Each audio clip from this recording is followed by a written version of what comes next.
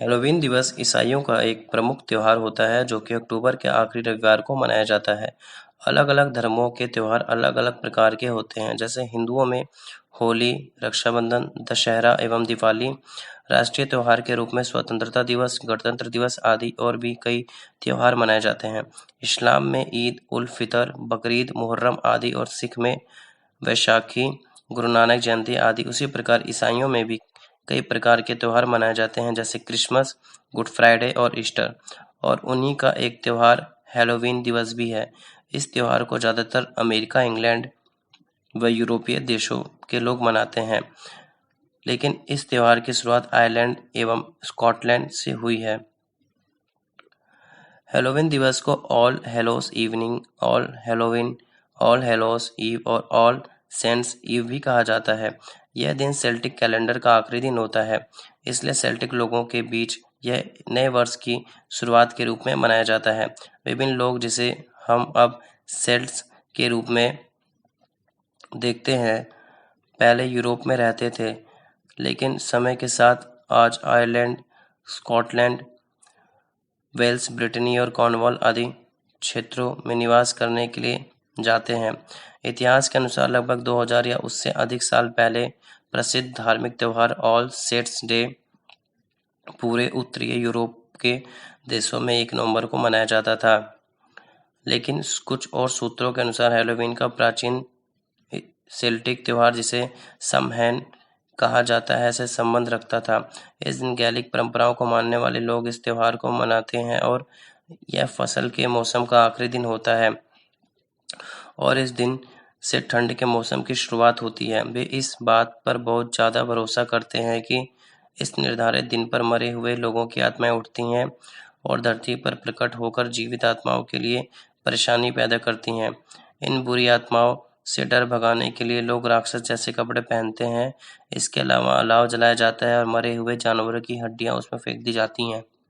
कहा जाता है कि आधुनिक इरिश, वेल्स और स्कॉट्स के लोग उनकी गैलिक भाषाओं के रूप में सेल्टिक लोगों के वंशज हैं।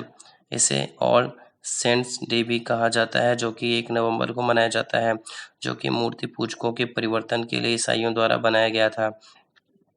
ऑल सेंट्स डे से पहले ऑल हेलोस ईव की शाम होती है, जो कि अब हैलोवीन ईव के नाम से जाना जाता है।